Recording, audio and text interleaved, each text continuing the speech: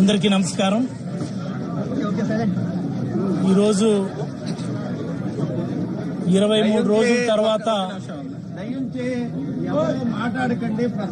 Bail పైన విడుదలైనటువంటి నేను మరాగనే నా కొడుకు రిమాండ్ పీరియడ్ కూడా కన్సిడరేషన్ లోకి తీసుకుంటే it's been almost more than 1 month. ఓ రకమైనటువంటి కష్టకాలం నాకు కానీ నా కుటుంబానికి కానీ. మరి ఈరోజు దేవుడి దయ వల్ల గౌరవ కోర్టుల వారు బెయిల్ మంజూరు చేసి నన్ను విడుదల చేయటం,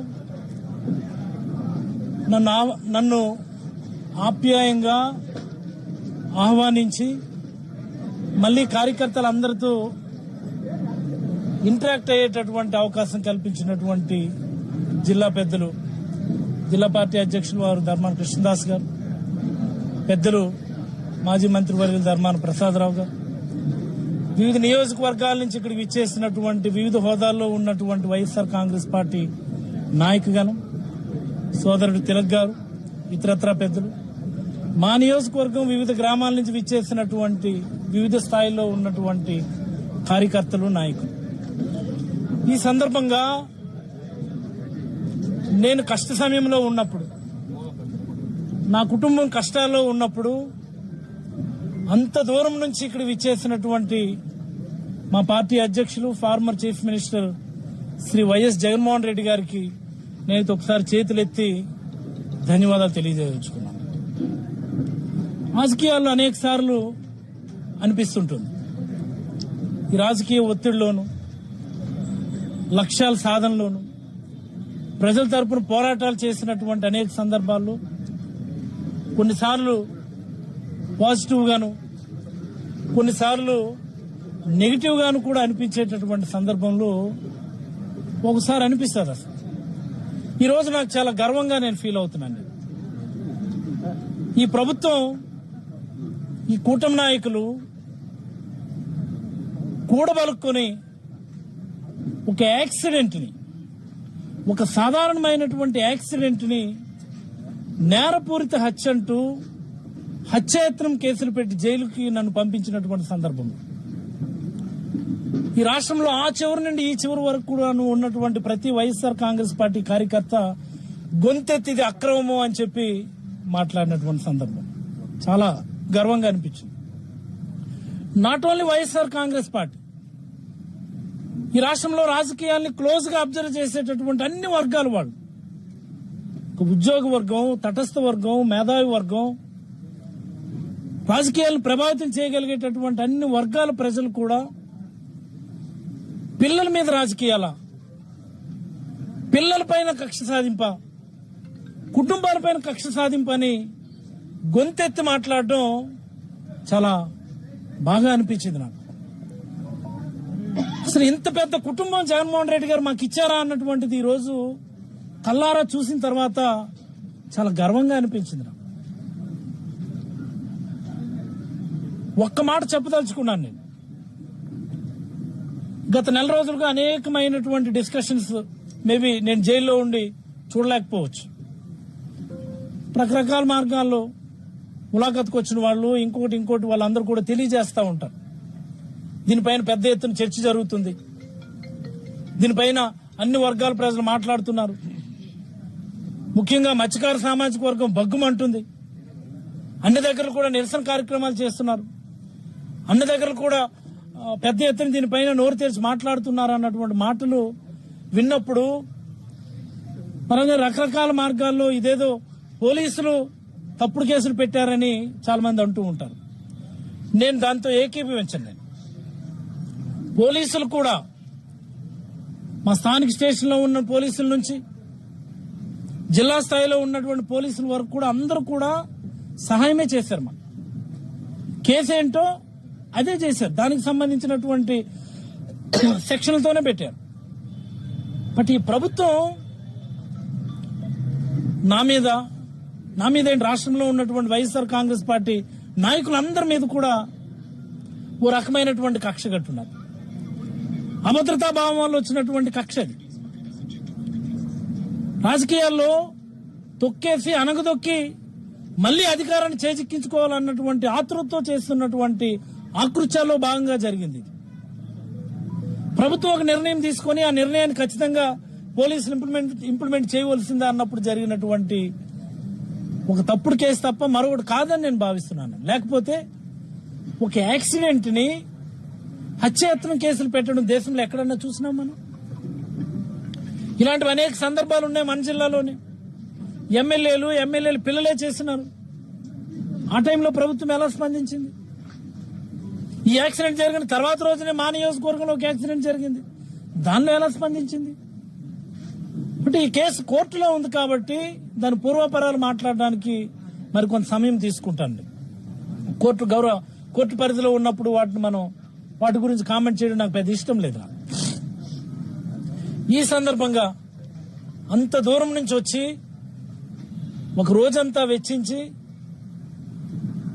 మా కుటుంబానికి, మా నియోజకవర్గంలో ఉన్న ప్రతి కార్యకర్తకి ధైర్యం చెప్పడానికి విచ్చేసినటువంటి మా నాయకుడు జగన్మోహన్ రెడ్డి గారికి నేనైతే ముందుగా మరొకసారి ధన్యవాదాలు తెలియజేస్తూ, ఆ రోజు జరిగినటువంటి పరిణామాలు నేను జైల్లో ఉన్నప్పుడు పేపర్లో చూస్తే నాకు అనిపించింది, నాకు ఇన్ని లక్షల మంది ఈ అన్యాయం పట్ల గొంతెత్తుతున్నారా?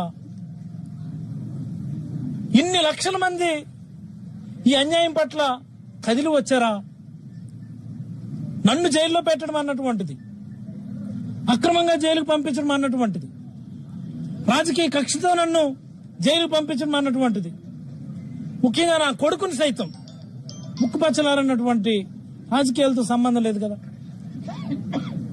నా మీద కక్ష తీర్చుకోవడం కోసమని నా కొడుకును కూడా బలి చేయటం అన్నటువంటి దాని మీద ఇన్ని లక్షల మంది అనంతపురం నుంచి ఇచ్చాపురం వరకు గొంతెత్తి నినందించడం అన్నటువంటిది నిజంగా నాకు చాలా గర్వంగా అనిపించింది. నాకు మొదట్లో ఒక భావన ఉండేది, నాకు జైల్లో పెట్టారే నాకు గాని నా కొడుకు గాని, నేనేం తప్పు చేశాను నేను అని ఓ రకమైనటువంటి చిన్న నిరాశాభావం ఉండేది. ఆ రెండో రోజునే దాసన్ వచ్చారు జైలుకి నాకు ములాఖత్ పెట్టుకొని కలవడానికి. అదే సందర్భంగా ప్రసాద్ సార్ సందేశం కూడా నాకు చెప్పారు, నాకు ఆందోళన పడొద్దు, రాజకీయాల్లో ఇది భాగమైనప్పటికీ నిన్ను కక్షపూరితంగా పెట్టడం అన్నటువంటిది ఇది ఈ రాష్ట్రంలోనే ఒక పెద్ద ఉద్యమం క్రియేట్ చేసేటటువంటి అవకాశం ఉందని చెప్పి నాకు రెండో రోజు వచ్చి నాకు ధైర్యం చెప్పారు. నేను ఆలోచించుకుంటూ ఉండేవాడిని, నేను ఎలాగా ఏ మాదిరి ఉద్యమం అవుతుంది అని చెప్పి.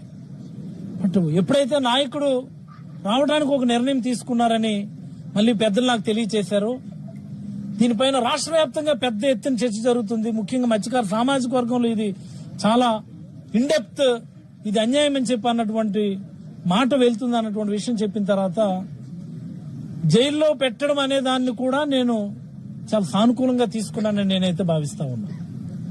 ఈ 3 వారాల టైం నాది, బాబుతో కలిపితే 4 వారాల టైం మేబీ ఒక దీక్ష లాంటి సమయమే నాకు గాని నా కుటుంబానికి గాని. మరి ఈ సందర్భంలో నాకు ధైర్యం చెప్పి, నాకు వెన్ను తట్టి, నాకు అన్ని రకాలుగా సహకరించిన పార్టీలో ఉన్నటువంటి అందరికీ, ఒక చిన్న కార్యకర్త నుంచి రాష్ట్ర అధ్యక్షుడి వరకు, జిల్లా పేదల గురించి అయితే నేనైతే ఒకసారి ప్రత్యేకంగా చెప్పదలుచుకున్నాను. నాకు జైల్లో పెట్టడమే కాకుండా నాయకుడు నన్ను చూడడానికి వచ్చినప్పుడు జరిగినటువంటి పరిణామాల గురించి కూడా ఒకసారి మాట్లాడితే, ఇచ్చర్ల గొర్రెల కిరణ్ గారి మీద వాళ్ళ బృందం మీద కేసులు పెట్టారు. తిలక్ గారు పలాస వస్తే మా బృందం తిలక్ గారు అందరి మీద మళ్లీ కేసులు పెట్టారు. జిల్లా పార్టీ అధ్యక్షులు అలాగే ప్రసాద్ సార్ వాళ్ళ అబ్బాయి మీద, వాళ్ళందరి మీద కూడా కేసులు పెట్టారు. మరి ఆమ్దాల వలస చింతాడు రవి వాళ్ళు అందరు బృందాన్ని అయితే ఏకంగా మళ్ళీ వాళ్ళను కూడా నాతో పాటు జైలు సహచరులుగా అక్కడ పంపించినటువంటి సందర్భం. ఇవన్నీ ఇన్ని చేయడానికి కారణం ప్రజల్లో వచ్చినటువంటి ఆ నిరసన జ్వాలని ప్రభుత్వం తట్టుకోలేకపోతుందేమో అని నేను అభిప్రాయపడతా ఉన్నాను. కూటమి నాయకులకి అది కంటగింపుగా ఉందేమో అని నేనైతే అభిప్రాయపడతా ఉన్నాను. అందుకనే ఆ జ్వాలని చల్లార్చాలంటే, అలాంటి ఉద్యమాలను చల్లార్చాలంటే ప్రభుత్వాలు ఎప్పుడు చేసేటటువంటి ఒక తప్పు అణచివేత ధోరణి ఎంచుకో. ఆ అణచివేత ధోరణి చంద్రబాబు గారికి ఉన్నటువంటి అపారమైనటువంటి అనుభవాన్ని ఉపయోగించి అణచివేత ద్వారా ఎంచుకొని ఇన్ని కేసులు పెట్టినారు. అది చాలదన్నట్టు ఏకంగా ఒక రాష్ట్ర ముఖ్యమంత్రి స్టేషన్ హౌస్ ఆఫీసర్లతో రివ్యూ తీసుకోవడం అన్నటువంటిది దేశ చరిత్రలో ఎక్కడ లేదు. అసలు దేశ చరిత్ర ఇది మొట్టమొదటిసారి స్టేషన్ హౌస్ ఆఫీసర్లతో హెచ్ఓడీస్ అంటాం, హెచ్ఓడీలు కాదని, అట్లీస్ట్ లేదా జిల్లా ఆఫీసర్లు కాదని ఒక ఎస్ఐ స్థాయి అధికారితో రాష్ట్ర ముఖ్యమంత్రి రివ్యూ పెట్టుకోవడం అన్నటువంటిది దేశ చరిత్రలో ఇది ప్రథమం. ఇది అంటే చంద్రబాబు గారు ఈ కూటమి నాయకులు ఎంచుకున్నటువంటి మార్గం ఏంటంటే మరింత అణచివేత దూరంలోకి మేము వెళ్తాము అని చెప్పి చాలా స్పష్టంగా మెసేజ్ ఇస్తా ఉన్నారు. చంద్రబాబు గారు గుర్తుపెట్టుకోవాల్సిన విషయం ఒకటే, ఎక్కడైతే అణచివేత తీవ్రమవుతుందో,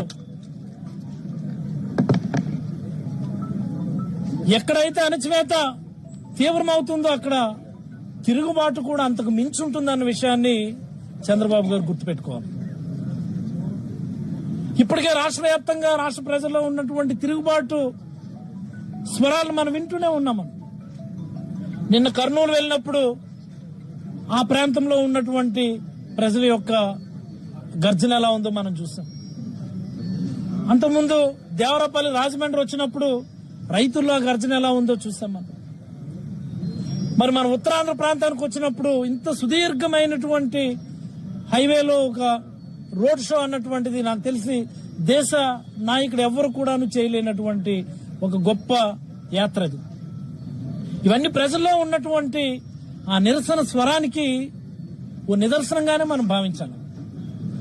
వైఎస్ఆర్ కాంగ్రెస్ పార్టీకి మరి ముఖ్యంగా ఈ రాష్ట్రంలో ఉన్నటువంటి సాధారణ ప్రజలకి మంచి రోజులు వచ్చినట్టే మనం భావించాలి. మనం కేవలం ప్రతిపక్షంలోనే ఉన్నాం తప్ప మరికొద్ది రోజుల్లో మన నాయకుడు ఈ రాష్ట్ర ముఖ్యమంత్రి పీఠాన్ని అధిష్ఠించబోతున్నాడు అన్నటువంటి దానికి సంకేతంగానే వీటన్నిటిని భావించాలని నేనైతే అభిప్రాయపడతా ఉన్నాను. నేను జైలుకి వెళ్ళాను అన్నటువంటి మాటే గాని నా కోసం ఇంతమంది మా నియోజకవర్గంలో ఉన్న పెద్దలు, జిల్లాలో ఉన్నటువంటి పెద్దలు, రాష్ట్రంలో ఉన్నటువంటి అన్ని వర్గాల వాళ్ళు, మరి మా నాయకుడు, ముఖ్యంగా తటస్థ వర్గాలు ఇంత పెద్ద ఎత్తున గొంతెత్తి మాట్లాడతారని నేను ఒరిజినల్ గా అయితే నేను ఊహించలేదు. రాజకీయాల్లో నేనైతే ఒక రకంగా చెప్పాలి అంటే ధన్యుణ్ణి అని నేనైతే అభిప్రాయపడతా ఉన్నా. ఓ రకమైనటువంటిది ధన్యవాదాలు చెప్పడానికి నేను ఈ రోజు మీ ముందు కూర్చున్నానని నేనైతే అభిప్రాయపడతా ఉన్నాను. కష్ట సమయం అయినప్పటికీ సరే ఈ ప్రభుత్వం చేస్తున్నటువంటి దుశ్చర్యలకు, నిరంకుశ విధానాలకు ఇదొక నిదర్శనం.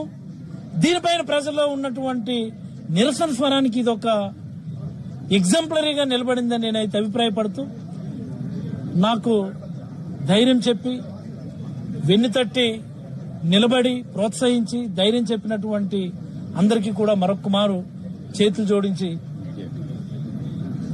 ధన్యవాదాలు తెలియజేస్తూ, చివరిగా మీడియా మిత్రులు, మొదటి రోజు నుంచి కూడా వాస్తవాలను ప్రజల ముందు ఉంచడానికి మీడియా పీపుల్ చేసినటువంటి ఈ ప్రయత్నం నాకు మరింత శక్తిని, బలాన్ని ఇచ్చిందని నేనైతే అభిప్రాయపడుతూ సెలవు తీసుకుంటూ ఉన్నా. ధన్యవాదాలు.